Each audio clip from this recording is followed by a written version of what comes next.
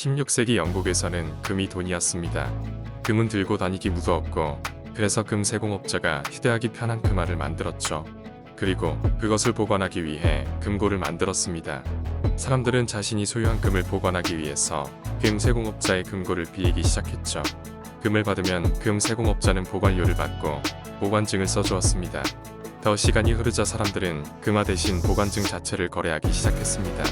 금화보다 훨씬 가볍고 언제든 금으로 바꿀 수 있기 때문이었죠. 이것을 본 세공업자는 사람들이 한꺼번에 금화를 찾으러 오지 않으며 동시에 몰려들지도 않는다는 것을 깨달았습니다.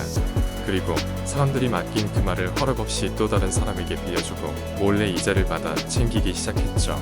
사람들이 맡긴 금화를 허락없이 다른 사람에게 빌려주고 몰래 이자를 받아 챙기기 시작한 금 세공업자는 남의 돈을 빌려주고 그 이자로 돈을 버는 것도 모자라 금고에 있지도 않은 금화의 보관증을 써주기 시작합니다. 시간이 지나자 금고에 보관된 금화보다 10배나 많은 보관증을 써주었습니다. 사람들이 통상 10%의 금을 찾으러 온다는 것을 알았기 때문입니다. 그렇게 가지고 있지도 않은 금화에 이자로 돈 복사를 하다 보니 어느새 그는 엄청난 부를 축적한 은행업자로 변신해 있었습니다. 그러자 무언가 이상함을 감지한 사람들이 보관했던 금화를 모두 찾아가려고 달려왔습니다. 소위 뱅크런이 일어났던 것이죠. 위기를 맞은 세공업자는 금화를 보관한 사람들에게 보관료를 받지 않고 이자의 일부를 나눠주겠다는 제안을 합니다. 금화를 보관하는 사람들 입장에서도 썩 나쁜 제안은 아니었죠. 사실 현대 금융도 이와 똑같습니다. 지급준비율이라는 말 들어보셨죠? 지급준비율은 정부와 은행의 약속입니다. 100만원이 들어오면 10만원만 남기고 90만원은 대출해줘도 된다고 허락해준 것이죠. 그래서 우리가 저금한 예금액의 대부분은 은행에 존재하지 않습니다. 지급준비율 10%를 제외하고는 다 이익을 창출하기 위해 대출로 쓰이고 있죠. 지급준비율이 10%인 경우에 은행에 100억이 들어오면 10억을 남기고 90억을 대출해 줄 수 있습니다. 이렇게 난데없이 생긴 90억을 신용통화라고 부릅니다. 이제 시장에서 돌아다니는 돈, 즉 통화량은 190억이 된 셈이죠. 90억은 다시 대출할 수 있는 돈 81억을 새로 만들어낼 수 있고 그 돈으로 다시 73억, 66억, 59억, 53억을 만들어낼 수 있습니다. 돈이 돌면서 돈을 만들어내는 것이죠. 대출에 대출을 계속 반복하여 돈이 불어나는 이 과정을 신용창조라고 합니다. 은행은 우리가 예금한 돈을 보관하고 있지 않다는 제 말이 이제 믿어지시나요? 은행은 우리가 예금한 돈을 보관하고 있지 않습니다. 다만 우리의 통장에 그 금액만큼의 숫자가 찍혀 있을 뿐이고 지급 준비율을 제외한 90%의 돈은 다른 사람에게 대출되고 있습니다. 반대로 내가 대출을 받을 때도 마찬가지이죠. 결코 다른 사람들에게 받은 돈의 일부를 나에게 빌려주는 게 아니라 그들의 돈의 90%를 내 통장의 숫자로 찍히게 만듦으로써 돈을 창조하는 거죠. 은행이 하는 일은 예금을 맡아서 그것을 그대로 대출해주고 예대마진을 챙기는 일이 아닙니다. 은행의 본질은 없던 돈을 만들어내는 일입니다. 애초에 은행이 처음부터 존재하지 않았던 돈을 빌려줬던 거라면 나중에 그 돈은 어떻게 회수할 수 있을까요? 외부와 단절된 무인도가 있다고 해보죠. 이 무인도의 중앙은행에서 1만원을 발행했습니다. 그리고 시민 A가 그 돈을 연이율 5%로 빌렸습니다. 시민 A는 그 돈으로 시민 B에게 배와 작사를 사서 열심히 물고기를 잡았습니다. 시민 A는 물고기를 팔아서 원리금 1만 500원을 갚을 수 있을까요? 절대로 갚을 수 없습니다. 무인도에 존재하는 돈은 딱 1만원일 뿐 이자로 낼 돈 500원은 애초에 그 어느 곳에도 존재하지 않았기 때문이죠. 이 상황에서 시민 A가 돈을 갚으려면 어떻게 해야 할까요? 중앙은행이 500원을 추가로 발행하고 시민 C가 그 돈을 대출한 후 시민 A가 아주 열심히 일해서 무인도의 모든 돈을 쓸어 모으면 가능해지죠.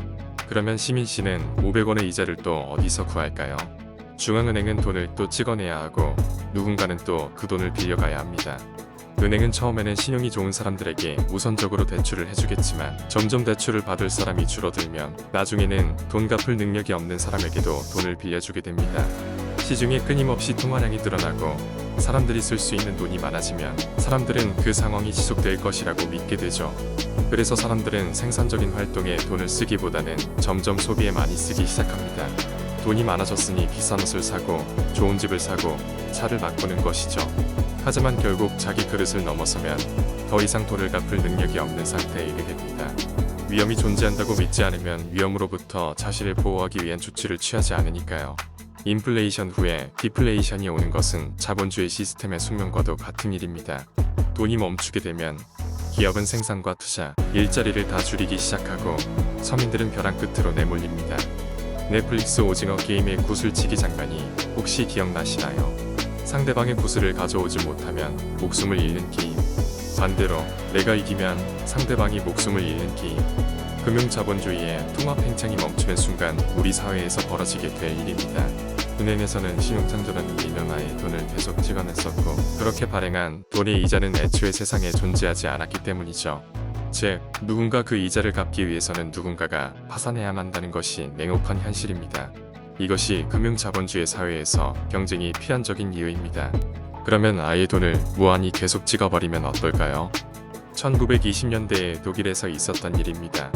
1차 세계대전이 끝난 후 연합국과 패전국인 독일 사이에는 베르사유 조약이라는 것이 맺어집니다. 패전국에 대한 징벌로 독일에 엄청난 배상금을 요구했던 것이죠. 하지만 이미 전쟁에 천문학적인 돈을 쏟아부은 독일에 그런 엄청난 돈이 있을 리는 없었습니다. 결국 중앙은행을 통해 화폐 발행량을 크게 늘렸고 국채를 발행하여 외국에 헐값에 팔았습니다. 그 결과 어떤 일이 일어났을까요? 1923년 7월 독일의 물가는 1년 전에 비해 7,500배를 넘었고 2개월 뒤에는 24만 대, 3개월 후에는 75억 배로 뛰었습니다. 지금으로 치면 5,000원짜리 편의점 도시락을 37조 5천억 원을 주고 사 먹어야 하는 상황이 된 거죠. 빚지지 않고 성실히 살면 돈은 알아서 들어온다. 아버지께 수도 없이 들었던 말입니다. 하지만 사실 우리가 사는 사회는 빚이 있어야만 굴러갑니다. 악이라고 믿어왔던 빚이 사실은 금융자본주의 시스템의 근간이죠. 돈이 있는 자들은 이 빚을 이용해 더 많은 돈을 가져가고 돈이 없는 자들은 빚 때문에 파멸에 이릅니다.